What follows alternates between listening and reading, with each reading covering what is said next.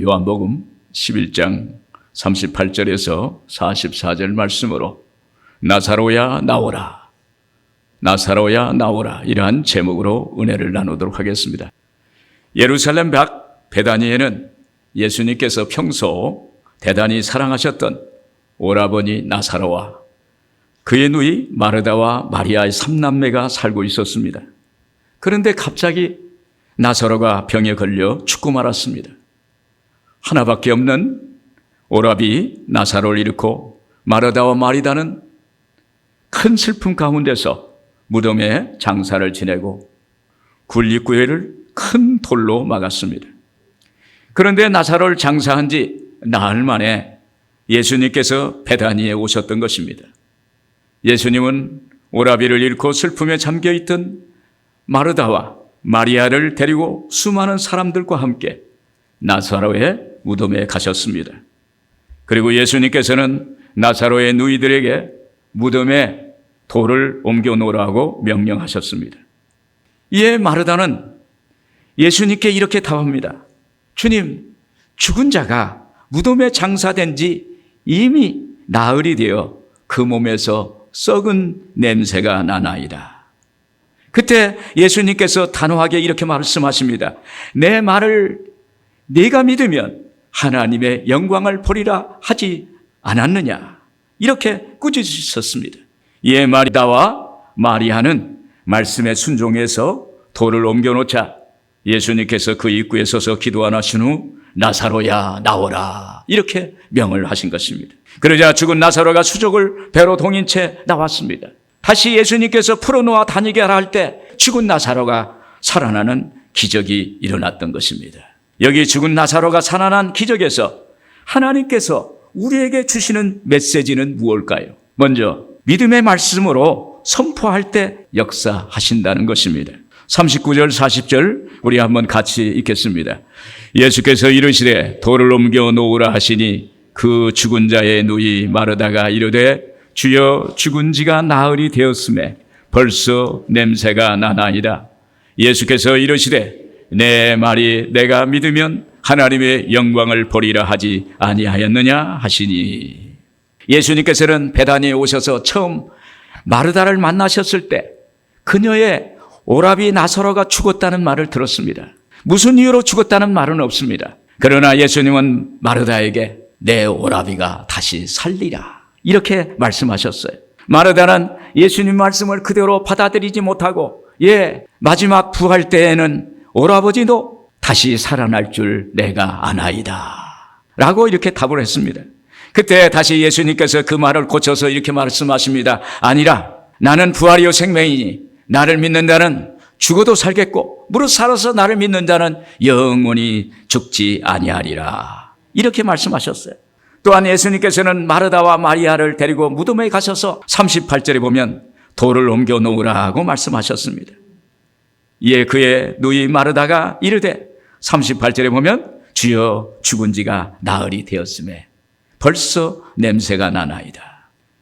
예수님 앞에 놓여있는 무덤을 막아놓은 돌을 죽은 자와 산 자에 의해서 장애물이 되는 것입니다.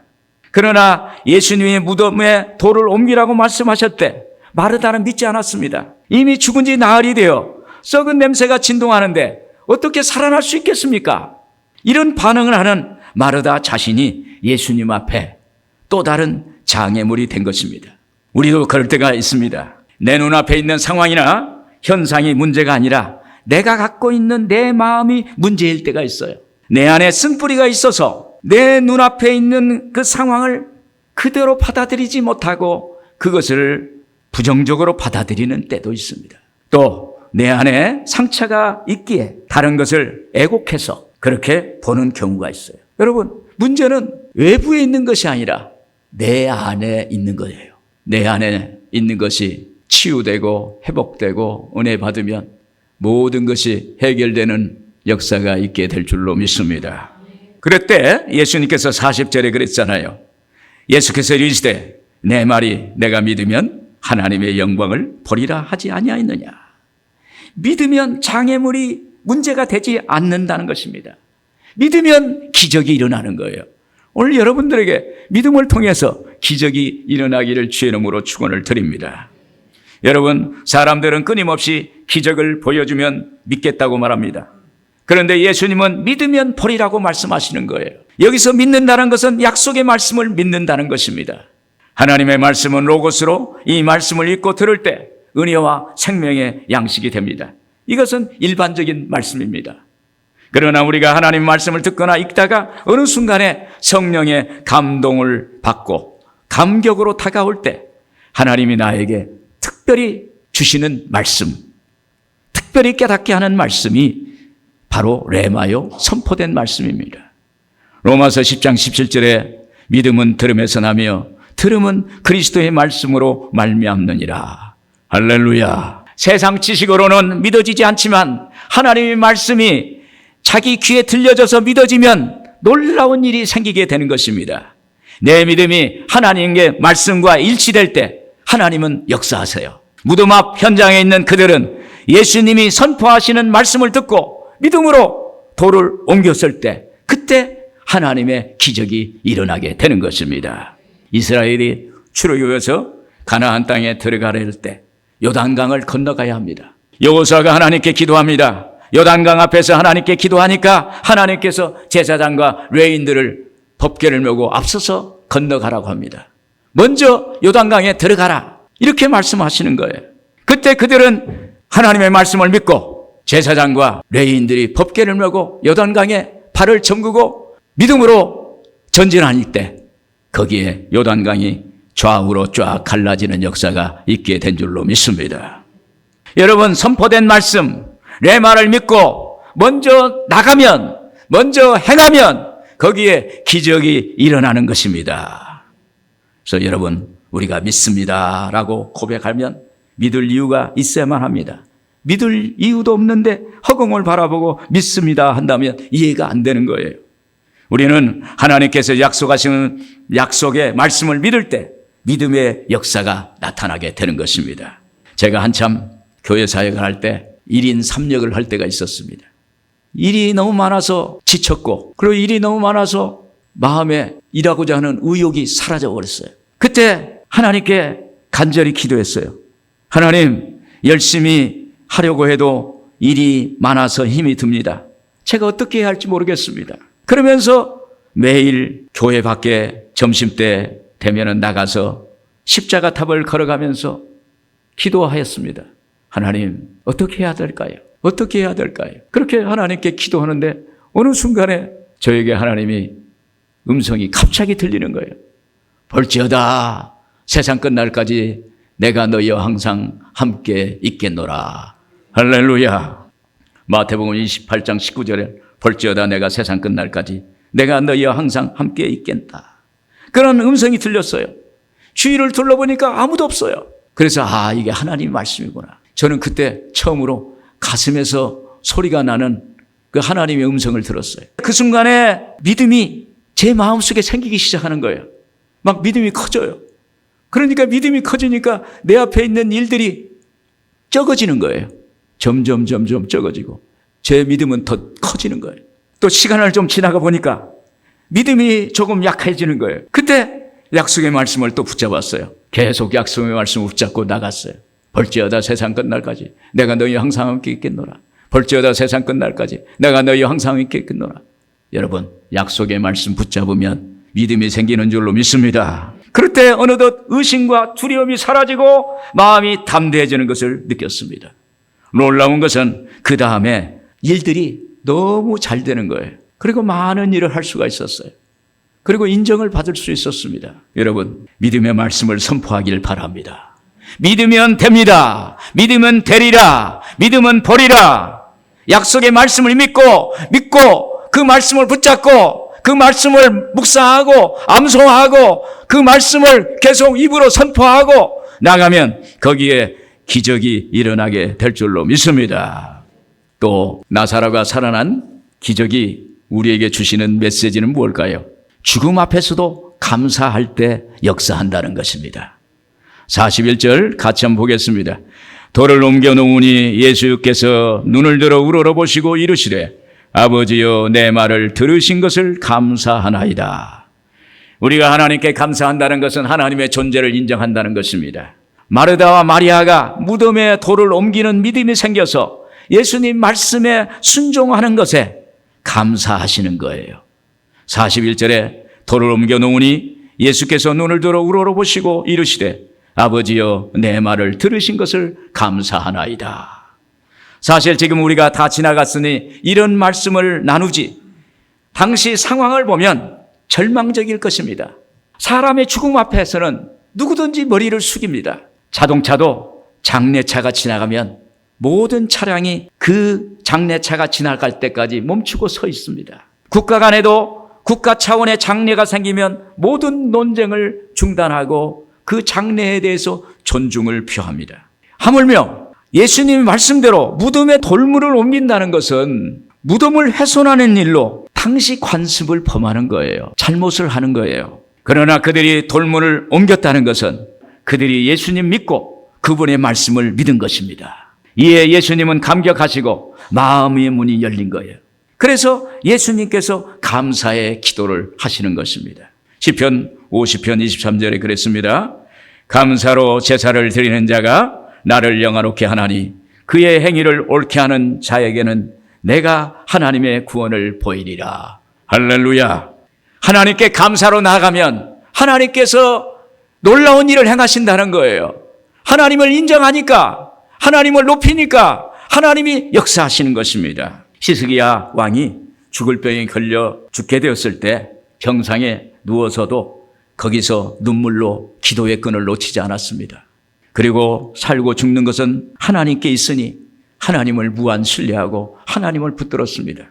이사야서 38장 2절 이하에 보면 히스기야가 얼굴을 벽으로 향하고 야훼께 기도하여 내가 주 앞에서 진실과 전심으로 행하며 주의 목전에서 선하게 행한 것을 기억하옵소서 하고 히스기야가 심히 통곡하니 5절에 내가 내 기도를 들었고 내 눈물을 보았노라. 내가 내 수완에 15년을 더하고. 여러분, 하나님의 마음이 감동되고 하나님의 마음의 문이 열리니까 거기에 죽을 병에서 살아나는 기적이 일어나게 된 것입니다. 그래서 우리가 하나님을 기쁘시게 하는 일을 하면 하나님이 마음의 문이 열려요. 하나님이 좋아하는 일, 하나님이 기뻐하는 일, 하나님이 우리에게 원하시는 일, 그걸 하면요 하나님이 마음 문을 활짝 열으시고 하나님이 기뻐하시고 우리를 하나님께서 감사하게 여기실 줄로 믿습니다. 또 죽음 앞에서 감사의 기도를 하시는 예수님의 마음은 어떤 마음일까요? 나사로의 죽음은 예수님에게는 분명 좋은 친구를 잃은 슬픔의 시간이었습니다. 그러나 예수님은 그 순간 나사로와 그 누이들이 예수님과 함께했던 아름다운 생활을 떠올리면서 하나님께 감사를 드렸을 것입니다. 예수님은 공생의 가운데 귀한 나사로와 그 자매들을 불러주신 것에 대해서 하나님께 감사했을 것입니다. 그러나 무엇보다도 예수님께서는 나흘을 지체하시고 오셨을 때 나사로는 이미 죽었지만 이제 하나님께서 행하실 위대한 일에 대한 감사의 기도를 드린 겁니다. 42절에 우리 한번 같이 읽겠습니다. 항상 내 말을 들으시는 줄 내가 알았나이다. 그러나 이 말씀을 하옵는 것은 둘러선 무리를 위함이니 곧 아버지께서 나를 보내신 것을 그들로 믿게 하려 함이니이다. 하나님은 이들을 믿게 하기 위해서 이렇게 불러주시고 여기에서 기적을 행하게 된 것에 하나님께 감사하는 것입니다. 여러분, 진정 이런 감사야말로 하나님의 능력과 현존을 믿는 사람이 아니면 불가능한 감사가 아니겠습니까? 또 항상 내 말을 들으신 줄 내가 알았나이다라는 것은 아버지와 아들과의 관계를 나타내시는 것입니다.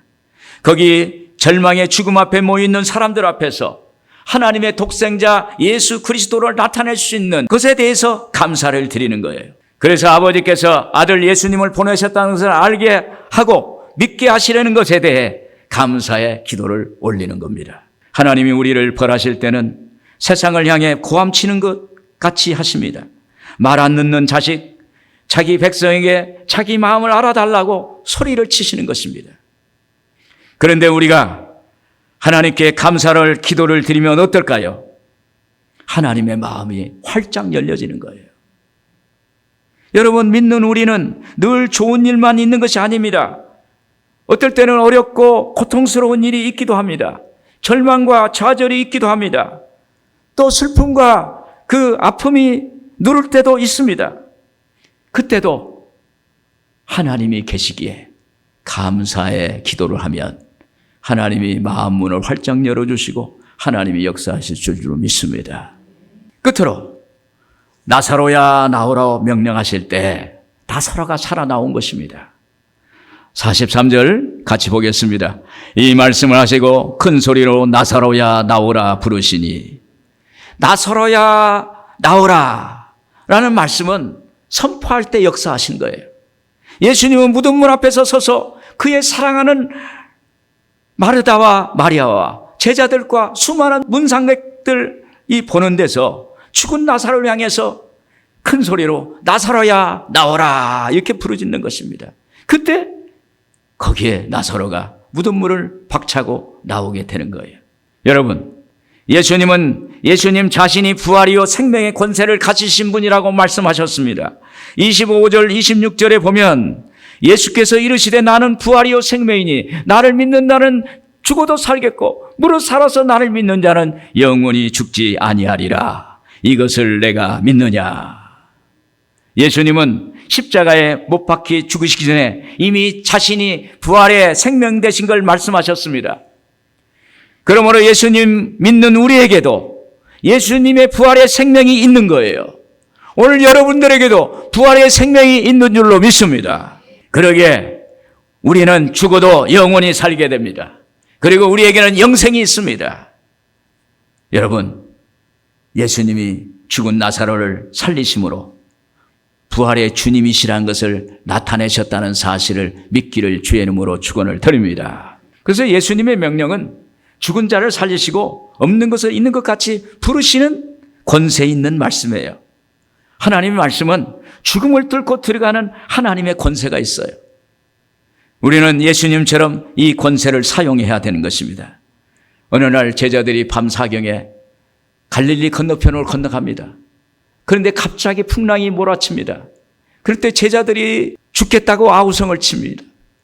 근데 예수님께서 멀리서 그것을 보시고 그 바닷길을 걸어서 오세요. 그러면서 그 바람과 풍랑에 대항해서 꾸짖으십니다.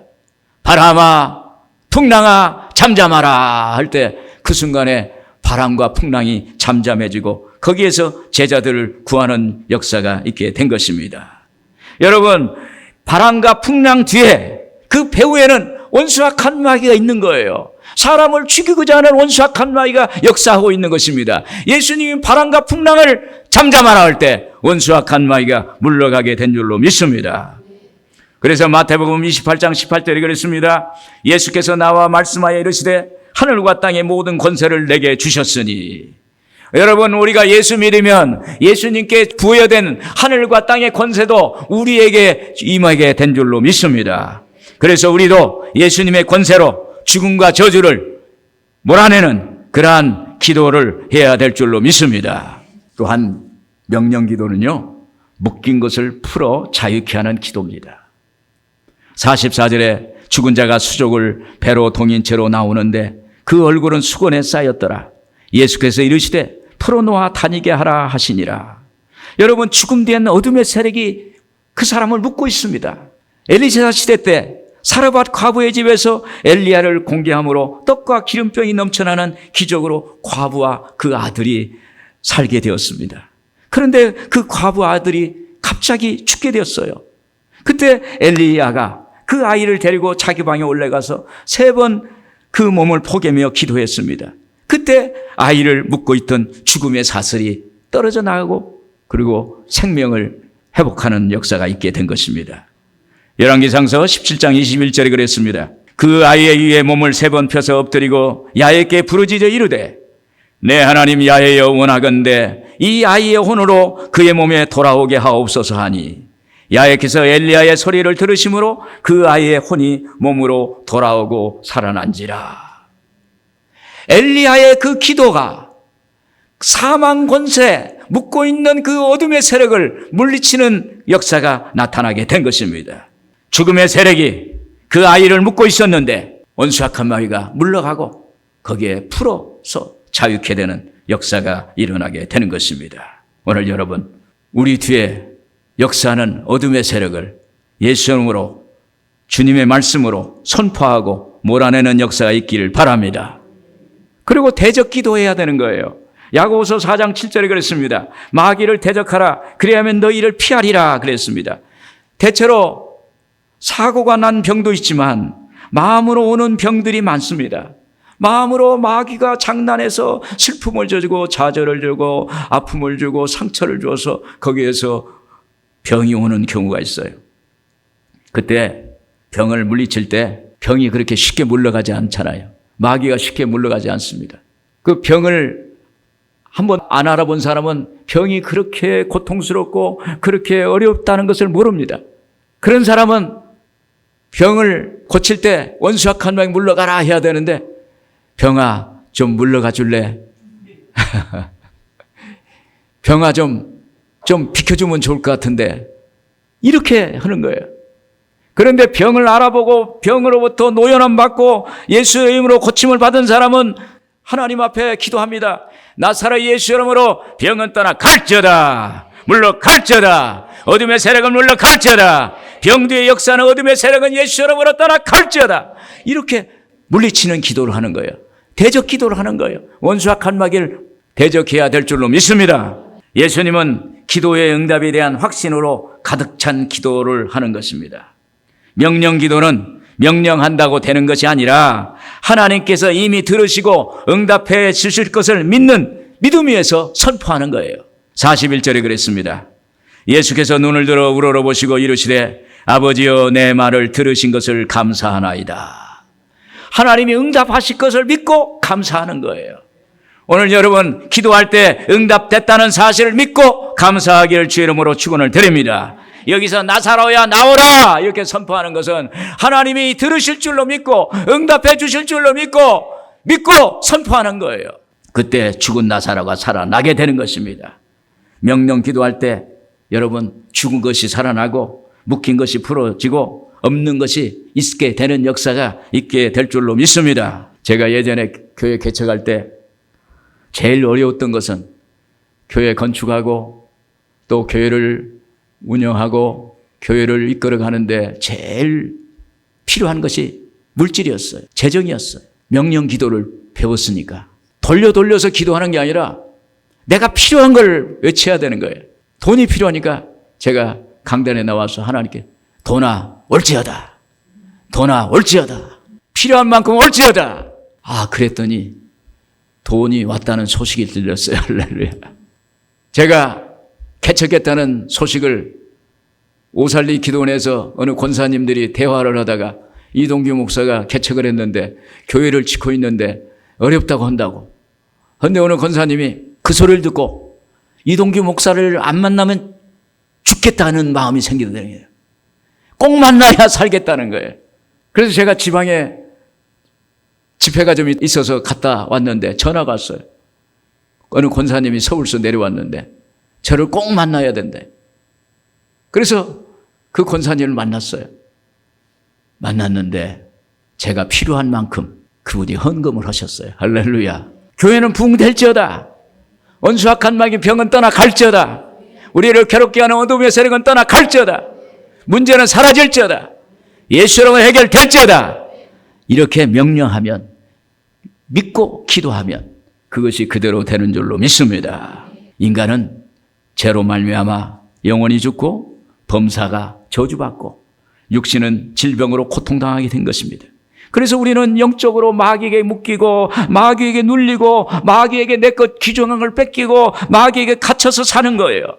오늘 나사로도 원수 악한 마귀로부터 생명을 뺏기고 묶이고 갇힌 것입니다. 그러나 무덤 속에 장사된 자일지라도 예수님 앞에 죽은 나사로를 나사로야 나오라, 나사로야 나오라 믿고 명령할 때 거기에 살아나는 역사가 있게 될 줄로 믿습니다. 오늘 여러분의 삶 속에 묶인 것이 있습니까? 갇힌 것이 있습니까? 눌린 것이 있습니까? 예수 이름으로 원수와 간마귀는 떠나 갈지어다. 예수 이름으로 물러갈지어다. 이렇게 부르짖기를 바랍니다.